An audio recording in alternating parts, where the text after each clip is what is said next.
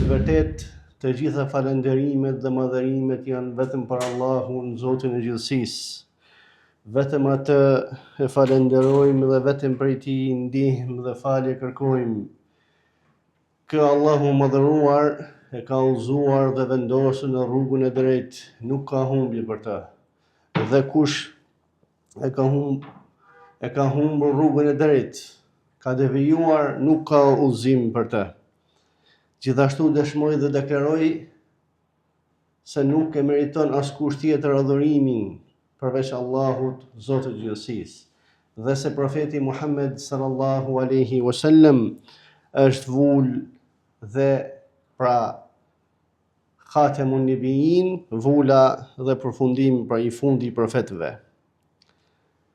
Fjala më e mirë është fjala e Allahut Kurani. Udhëzimi më i mirë është udhëzimi i profetit Muhammed sallallahu alaihi wasallam. Dhe se çdo shpikje risi pa bazë në këtë fe madhështore është refuzuar, është shpikje dhe është bidat dhe është humbje, dhe se çdo humbje e ka përfundimin në zjarrin e xhehenemit. Allahu na ruajt neve dhe juve. Thot Allahu madhëruar në librin e tij famëlart: Ja ejuhalladhina amanu ittaqullaha wa kunu ma'as sadiqin. O ju të cilët keni besuar, keni frikë Allahun, pra një frikë të sinqertë, të vërtetë, dhe jini për atyre të sinqertëve dhe fjalë drejtave, për atyre të cilët vetëm se thojnë fjalë të vërteta dhe fjalë të drejta. Thot dietari i njohur Ibn Kathiri në librin e tij, pra komenti i Kuranit, tefsiri Ibn Kathir, apo tefsir al-Quran al-Azim, siç e ka quajtur, kuptimi i këtij ajeti është se Allahu Azza wa Jall i nxit besimtarët, robërit e tij, që të vazhdojnë dhe të përmbahen gjithmonë sinqeritetit dhe vërtetësisë dhe fjalëve të drejta, derisa ato të bëhen prej atyre fjalë drejtave dhe sinqertave. Dhe sepse kjo, kur ato të bëhen prej atyre të sinqertave, atëherë Allahu madhëruar i shpëton ata nga shkatrimet dhe ju bëhet shkak atyre që Allahu Azza wa Jall t'ju bëjë zgjidhje dhe t'ju pengoj hallet dhe belat. Thot Allahu madhëruar gjithashtu: liyajzi Allahu as-sadiqina bi sidqihim wa yu'adhiba al-munafiqin. Al-aya. Pra Allahu madhëruar do t'i shpërblej të sinqertët për shkak të sinqeritetit të tyre. Gjithashtu, do t'i dënoj hipokritët, pra për shkak të hipokrizisë, mosbesimit, fshehjes së mosbesimit në zemrat e tyre dhe shfaqja e imanit nga pjesa e jashtme. Besimtari duhet që të jetë i sinqert, i drejtë me Allahun Azza wa Jall. Thot Allahu madhëruar, kur flet për ata të cilët kishin në zemrat e tyre sëmundje, pra fi qulubihim marad, ata të cilët në zemrat e tyre kishin sëmundje, thot Allahu madhëruar në surën Muhammed: falau sadaqullaha lakana khayran lahum. Edhe nëse ata do të ishin të sinqertë me Allahun Azza wa Jall, do të ishte më e mirë për ata.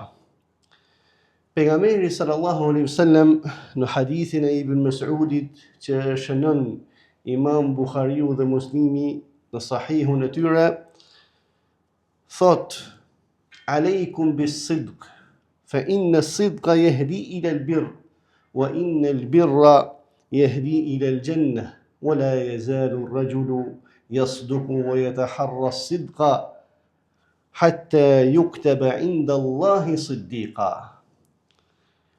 Përmbahuni sinqeritetit, fjalëve të vërteta, thënies së vërtetës, që është e kundërta pra e gënjeshtrës. Se më të vërtet sinqeriteti e drejta të shpihet të udhëzon në mirësi, pra të qenë të e mira. Dhe vazhdon pra hadithi pejgamberit sallallahu alaihi wasallam ku thot: dhe se e mira të qenë të shpihe pra të udhëzon në xhennet. Edhe vazhdon personi, muslimani, besimtari, ti përmbahet sinqeritetit, të thoi fjalë të drejta, vazhdon të jeti sinqert, derisa të shënohet tek Allahu Azza wa Jall, pra si siddiq, për atyre të sinqertëve, dhe gjithashtu e kundërta. Kini kujdes, thot pejgamberi sallallahu alaihi wasallam në pjesën tjetër të hadithit, kini kujdes nga gënjeshtra. Mos gënjeni, sepse gënjeshtra të shpihet të qenë në shturje dhe mëkat. Dhe vazhdon personi të gënjej apo të vazhdoj pra në gënjeshtër. Derisa edhe gënjeshtra pra udhëzon dhe të çon në zjarrin e xhehenemit dhe vazhdon personi të gënjej derisa të shënohet tek Allahu Azza wa Jall kadhaba, pra gënjeshtar. Pejgamberi sallallahu alaihi wasallam na lajmëron se shpëtimi është tek sinqeriteti dhe se vërteta. Edhe nëse është kundër teje, nuk do të thotë që ti ke humbur, apo ti ke rënë pra në ngushticë, përkundrazi, ai i cili i përmbahet sinqeritetit, ai ka shpëtuar, sepse sinqeriteti ka siguri. Dhe se gënjeshtra, mospaqja sinqeritet, nuk ka siguri. Në hadithin El Hasan ibn Ali, pejgamberi sallallahu alaihi wasallam thot: "Da' ma yuribuk ila ma la yuribuk." Pra lëra atë që ngjall dyshime, ajo që është dyshimt, dhe veproj ajo që është për që nuk ka dyshime, që është e sigurt. Dhe dije, thot pra pejgamberi sallallahu alaihi wasallam, fa inna as-sidqa tuma'nina wa inna al-kadhiba riba. Dhe dije pra se sinqeriteti ka siguri. Dhe se gënjeshtra ndjell dhe është diçka pra se personi nuk ndjen siguri. Sinqeriteti është shumë gjë e madhe, porse sidomos në marrëdhëniet me njerëzit ka rëndësi shumë të madhe.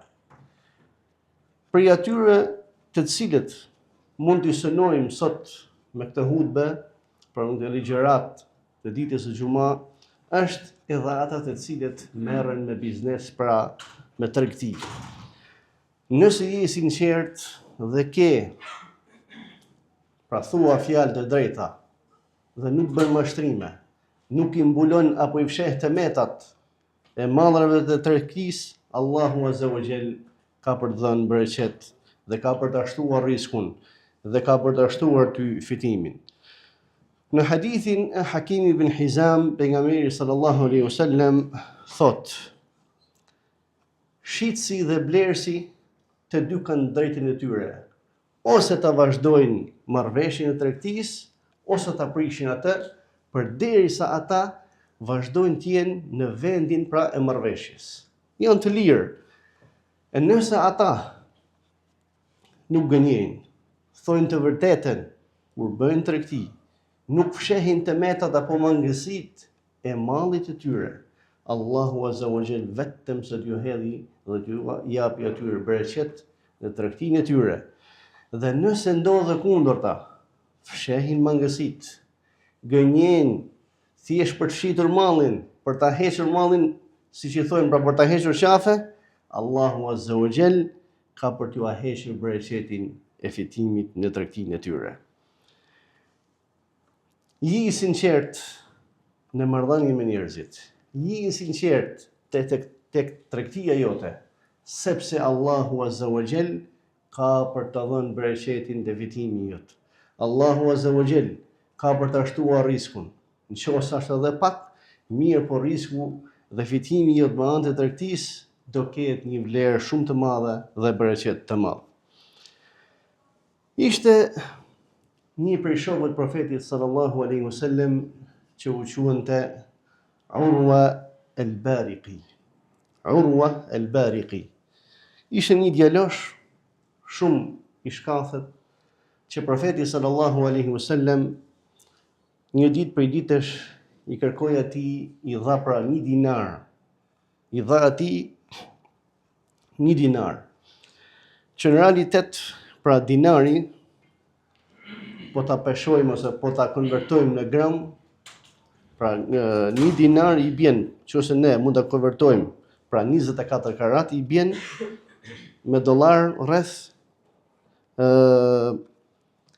komplet totali me çmimin e arit sot i bjen rreth $553 me çmimin e arit pra sot, sepse ka diferenca pra nga ajo kohë apo mund të lëvizë dhe çmimi i arit. Pejgamberi sallallahu alaihi wasallam i dha atij 1 dinar dhe i tha, shko blej pra bli një dele.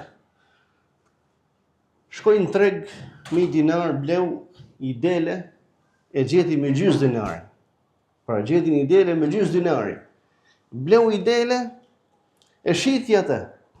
Fitoi 1 dinar, bleu dele tjetër edhe shkon te pejgamberi sallallahu alaihi wasallam dhe i thot: "O dërguari i Allahut, udhëro delen që më porosite fasolla, gjithashtu merr edhe 1 dinar që më dheti 1 dinar, i solli profetit sallallahu alaihi wasallam gjithashtu edhe 1 dinar." Pra i dha Allahu azza wa jall bereqet në tregtinë e tij. Pejgamberi sallallahu alaihi wasallam kur e pa dhe i tha: "Barakallahu laka fi safqati yaminik." Allahu të dhaf begati ty në tregtinë apo marrëveshjen e tregtisë që ke bërë. Thuhet, pra pasi vdiq pejgamberi sallallahu alaihi wasallam, ishte Urwa u bë si vali, pra në kohën e Omer ibn Khattabit në qytetin e Kufas. Thuhet arriti pasuria e tij saqë vetëm kuaj që i përdorte për luftë apo për në rrugën e Allahut ishin rreth 80 kuaj përpara shtëpisë së tij. Arriti një vlerë, thoshe, arriti vlera e tij e pasurisë së tij me dinar, me mijëra dinar. Edhe kjo ishte bereqeti i duas profetit sallallahu alaihi wasallam. Saqë si transmeton Buhariu, po nga Urwa al-Bariqi thot, pra e përmend historinë që bleu një dele me dinar dhe i ktheu profetit sallallahu alaihi wasallam 1 dinar. Thuhet, pra than për Urwan të tjerët, ishte Urwa kaq i bereqetshëm në tregti, saqë sikur të blinte, pra sikur të merrte dhe edhe të shiste dheun, ai do të fitonte. Pra kaq bereqet Allahu azza wa jall i dha atij. Dhe profeti sallallahu alaihi wasallam pra duan e tij për këtë sahabi që i tha: "Allahu të begatoft ty në tregtinë tënde." Dietari i njohur Ibn Hajar Asqalani thot, duaja profetit sallallahu alaihi wasallam për këtë sahabi është prej përmbushjes së argumentave apo prej shenjave të profecisë. Mos mashtro në biznesin tregtinë tënde, se Allahu azza wa jall e heq bereqetin e fitimit. Thuaj të vërtetën, ashtu siç është. Në hadithin e Abu Hurairas radiallahu anhu transmetohet, ishte pejgamberi sallallahu alaihi wasallam një ditë për ditësh pa një person i cili kishte mbledhur pra në formë grumbulli, po shiste ushqime apo perime. Mirë, po pejgamberi sallallahu alaihi wasallam kur e pa, futi dorën te grumbulli i këtyre perimeve dhe pa që ishin të lagura. Mirë, po ky personi ato që ishin të lagura i kishte fshehur poshtë dhe ato që ishin të njoma apo të thata i kishte lënë lart. Atëherë tha pejgamberi sallallahu alaihi wasallam, çfarë është kjo? Çfarë bën? Tha, e ka lagur shiu, pra nuk është se i kam bërë me qëllim. Atëherë pejgamberi sallallahu alaihi wasallam i tha, zbuloje, le të shikohet malli, edhe nëse është i dobët, pra i lagët, se ka persona nuk do me ble. E ti nëse je fut grumbull në qesa apo ja jep pa par blersi, atëherë mund quhet mashtrim. Edhe i tha pejgamberi sallallahu alaihi wasallam, men ghashana falaysa minna. Ai i cili na mashtron neve nuk është prej nesh. Gjithashtu bëhu në tregtinë tënde, qoftë kur blen apo kur shet, je i butë, je i qetë, sepse risku Allahu azza wa jall do të vi. Në hadithin që transmeton Gjabiri radiallahu anhu, thot pejgamberi sallallahu alaihi wasallam, rahimallahu imra'an kana samhan idha ba'a wa idha ishtara wa idha iqtada. Allahu mëshiroft atë person i cili është i butë, i ëmël, i qetë, kur shet, kur blen dhe kur kërkon të drejtat e veta. Dhe kur kërkon pra të drejtat e veta, se mund thoj dikush, po kërkoj borxhin tim. Realisht besimtari edhe kur kërkon borxhin do t'jetë i qetë. S'do t'i kaloj kufit. Edhe pse ajo është haku jot e drejta jote, pa futur te duaja profetit sallallahu alaihi wasallam ku thot, Allahu mëshiroft atë person i cili kur shet dhe kur blen dhe kur kërkon të drejtat e veta, është i butë, i ëmël, i qetë me vëllezërit besimtar. Pra besimtari duhet jetë i sinqert. Duhet ta ruajë amanetin, atë që i është dhënë ndërzim dhe i është besuar atyre. Allahu madhëruar thot, inna Allaha ya'murukum an tu'addu al-amanati ila ahliha. Pra Allahu azza wa jall ju ka urdhëruar juve që t'i çoni emanetet te vendi vet. Pra t'i ruani emanetet. Në hadithin e Enesit thot pejgamberi sallallahu alaihi wasallam, la imana liman la amana lah, wala dina liman la ahda lah. Nuk ka besim ai i cili nuk ruan amanetin. Nuk ka iman ai i cili nuk ruan amanetin, pra atë që është besuar. Dhe nuk ka fe ai i cili nuk e mban apo përmbush premtimin. Abdullah ibn Amr, një nga shokët e pejgamberit sallallahu alaihi wasallam, thot, ki kujdes 4 gjëra. Përmbahju pra 4 gjërave. Morali i mirë, ushqimi halal, fjalët e drejta dhe të vërteta, mos gënjej, u hifdhu amana, dhe ruajtja, përmbushja dhe përmbajtja e amanetit. Prej amanetit është dhe ruajtja e sekreteve. Në qoftë se ti je ul me vllajën tënd, ke biseduar diçka, dhe vllai që ti ke për krah, apo personi që ke për krah, pra ai i cili ta thot vet, mirë po, kthe kokën djathtas apo majtas, që do të thot, ruhet që mos ta dëgjojë kush të fjalë, atëherë ki kujdes, ruje këtë bisedë, mos e përhap. Në hadithin e pejgamberit sallallahu alaihi wasallam, që transmeton Xhabiri dhe është hadith hasan, thot, idha haddatha ar-rajulu al-haditha thumma iltafat fa hiya amana. Kur personi thot një fjalë, një bisedë pra, në privatësi, veti dyti, apo me të tjerë, por në formë private, edhe shikon majtas dhe djathtas, atëherë ke kujdes se kjo është emanet, pra ruja fjalën e tij. Pejgamberi sallallahu alaihi wasallam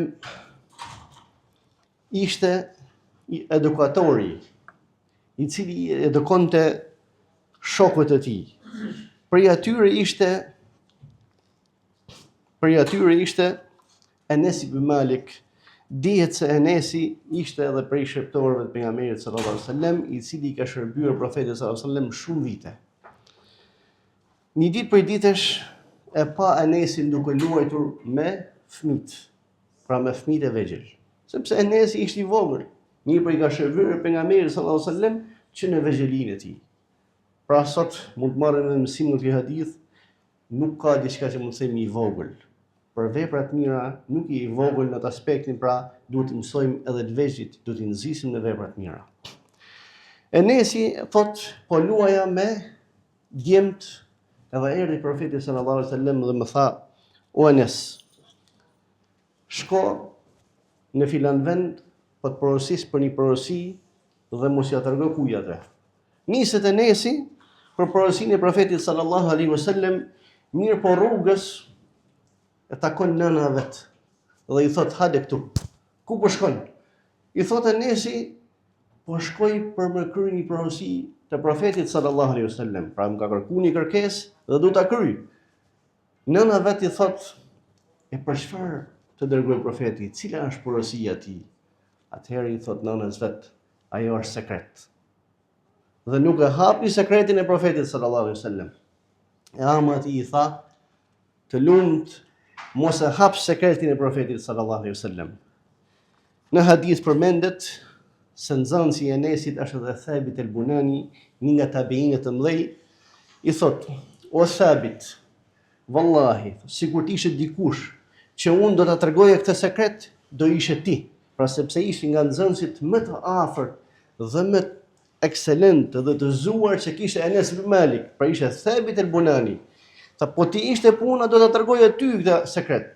Mirë, po është sekreti i profetit sallallahu alaihi wasallam dhe nuk e tregoj askujt tjetër. Barakallahu li wa lakum fil Qur'ani was sunnah wa aqulu qawli hadha wa astaghfirullah wa atubu ilayh. Bismillah wa salatu wa salamu ala rasulillah. Amma ba'd, me emrin e Allahut, mëshirëplotit, paqja dhe lutjet më të mira qofshin mbi profetin Muhammed sallallahu alaihi wasallam. Abbasi ishte babai i Ibn Abbasit, i Abdullah ibn Abbasit. Mirë, kur ishte koha e qeverisjes dhe khilafetit e Umar ibn Khattabit radiallahu anhu, ishte Umeri që merrte Ibn Abbasin në shumë kuvende të sahabëve të mëdhenj. Pra në kuvende që ishin kuvende të veçanta, pra nuk ishin për gjithë njerëzit. Kur e pa pra se si u sillte me Ibn Abbasin, shkoi babai vet Abbasi dhe i thot Ibn Abbasit, o djali im, thot, ki kujdes, thot, sepse unë shoh që prisi besimtarve Umeri radiallahu anhu të afron shumë afër teje, shumë afër vetes vet, të merr ty në çdo kuvend, në mezliset e burrave që kanë pozitë shumë të lartë, e sahabëve të mëdhenj. Ke kujdes, thot, mos të kapi ty në tërë gabime. I thot, cilët janë ata? Sepse ishte babai vet. Ke kujdes, thot, mos i hap atij sekretin. Mos të kap ty duke gënjur dhe mos përgulo në mezlisin kuvendin e Umerit radiallahu anhu askënd. إن الله وملائكته يصلون على النبي يا أيها الذين آمنوا صلوا عليه وسلموا تسليما وأقيموا الصلاة